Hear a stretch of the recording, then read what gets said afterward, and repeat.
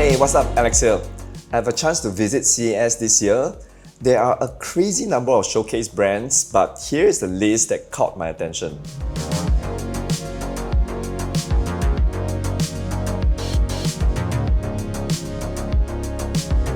The center stage of LG's booth is this cool-looking showcase of their OLED T-Series product line. Honestly, standing here and watching this right in front of me is pretty breathtaking. Very impressive. The T-Series is a wireless and transparent TV setup. I'm not sure how is the actual viewing experience in a proper daylight condition. They also have their signature fridge that's able to open by itself when you place your foot right in the center to trigger the sensor. Very useful if your hands are full.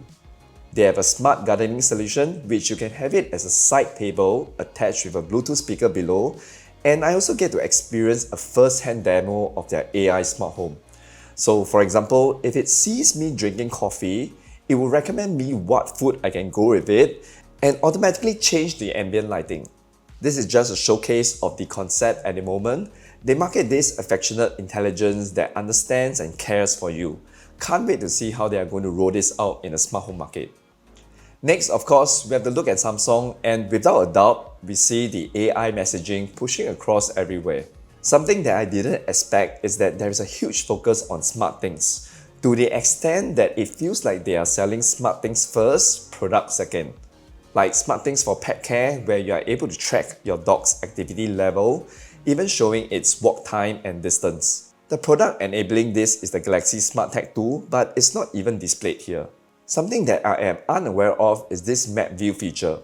First, you are able to upload your floor plan, put in the furniture, and then place the smart home devices in. Almost like an interior design tool with dashboard controls of your smart home devices, and it's totally free to use. Even for the Samsung Frame TV, the focus is on the art piece, where there's like an art gallery that you need to queue up to enter. Seriously, it's smart things everywhere. Smart things for shapes, smart things for cars, where they collaborate with Hyundai for the Ioniq 9 with all the energy usage monitoring. Another smart home system integration with cars is at Amazon, where you have Alexa, customized as a personal assistant for the BMW X3. I hope to see more of these smart home extensions to cars and the automation that can build upon. I get a chance to see the recently announced Echo Show 21, and it's really big compared to the Echo Show 15 right beside. These new Echo Show devices are now more fully integrated to the Fire TV, and similar to Samsung Frame TV, they showcase the ability to personalize artworks for a better ambient experience. Definitely an upcoming trend. At the Aqara booth is where I find a number of devices that many of you will be excited to try out. For presence sensor, we have the FP1, FP2, right? And soon they are going to release the FP300, which does not have any cable attached to it.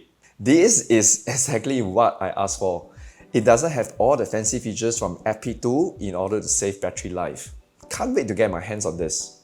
Next is the S1 panel that is going to be released for the US market. Then there is also the H2 switches that have been released in Singapore. These support thread over matter. Each of these H2 switches come with free wireless button controls. There are different variants and even have an actual dimmer switch now. They even get into the PoE camera space with the Camera Hub G5 Pro. There's also something interesting coming up for the Singapore market later this year, so stay tuned. Over at the Razer booth, I get to try out this new prototype chair that they are testing. So what they did is they put like a fan motor similar to the bladeless fan from Dyson and have the wind coming out from the sides of the chair. You have a small control panel attached at the seat to change the fan speed and to change whether you want hot air or cold air. A mesh chair together with a cooling effect is something that I think many Singaporeans will want. The chair itself is also very comfortable. Seriously, I hope that they will really release this prototype into an actual product. Robot vacuum is going to be huge this year with some very interesting innovations coming up. At the Dreame booth, I saw the X50 Ultra that's going to be launched in March. Couple of new features such as the ability to climb up and down small steps now, up to 6 cm tall. The wheels have these special legs to push itself up and over. They also changed the main brush design to one Bristol rubber brush and one TPU rubber brush for better cleaning performance over different types of flooring. They also showcased a couple of new innovative features that they are working on. First is on the base station, where it can change the mop pads automatically based on different room or floor types. The other one, which is the main highlight, is this robotic arm that's able to extend out of the robot vacuum itself. The main use case is to pick up small objects like slippers or toys lying on the floor as obstacles. But besides that, many people didn't mention that there is a separate cabinet to store these different hands, something like your vacuum attachments. So if there are stains on the floor, the robot will then change to an appropriate hand and try to scrub away the stain. Apart from robot vacuum, Dreame also showcased their new wet dry vacuum, the H15 Pro Heat, the Z Series stick vacuum, and Auto NP station, which I talked about in my previous video. They also have a couple of home appliances entering the Singapore market, such as this air purifier, which looks really solid, and even water dispensers that can make soda water. You can do separate faucet or option for an all-in-one. So you just change the different water temperature you want on the left, press and dispense water. If you prefer those tabletop models, they also have one that's able to dispense both water and ice. Another up-and-coming robot vacuum brand that's going to enter the market is this new company called Mova. What caught my attention is this model that is using this kind of flat roller brush. The reason why it's not using the typical round roller mop is because of the weight distribution of these robot vacuums and the amount of contact it has with the floor. I foresee such mop design is going to be the game changer this year, together with the ability to extend it out for side and corners mopping. I am very looking forward to testing this one out. Mova also has wet dry vacuum, and this particular model is able to spray water out and enters directly into its charging dock without the need to lift the whole vacuum. There are really so many interesting robot vacuum showcased here at CES, which is really an eye-opener. For smart lighting, I'm most impressed with Govee, a new ceiling light, and combined with this standing floor lamp that's able to cast special lighting effects onto the ceiling. Then they have these special rods that you can install to do a cove lighting effect without doing any false ceiling. Govee is trying to move away from just gaming setup, whereby they have these pendant lights suitable for dining table placement. And also a floor lamp with 3 spotlights. Can consider this now instead of the one from IKEA. In terms of that setup, I actually find these standing light bars very aesthetic looking. Although there's no new TV backlight from them this year, but they have this new pixel art display that's able to connect to their HDMI sync box, using AI and display pixel art that matches with the content from your gaming console.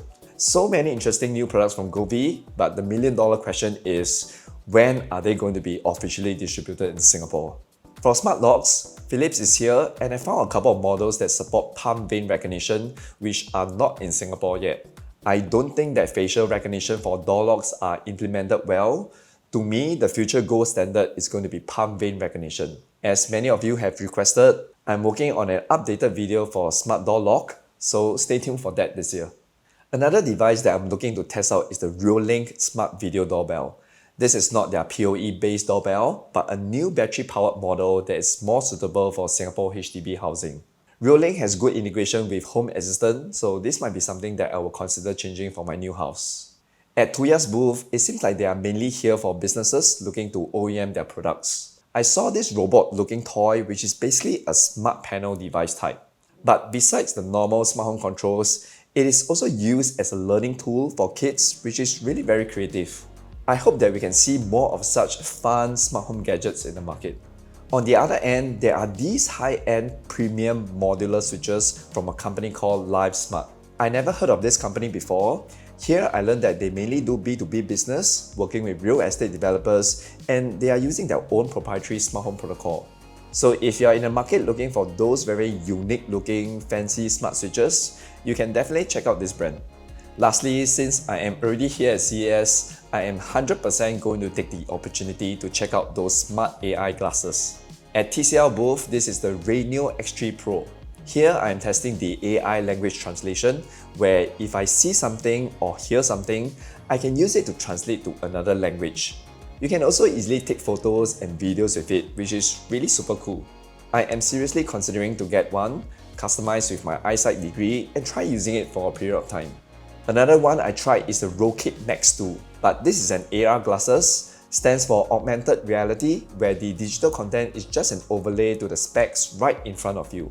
For this, you are able to adjust the degree sharpness for each of your eyes, then just sit back and have an immersive experience with it. This connects to literally any gaming devices, and here playing Black Myth Wukong, it's really a very different feeling playing on a TV screen. And that's about it. My 4 days trip to Vegas this time for CES as a content creator, And as usual, again visiting Gordon Ramsay Burgers and eating his fish and chips. Thanks to Dreame for sponsoring this video. I will see you back in Singapore for the next one. Bye.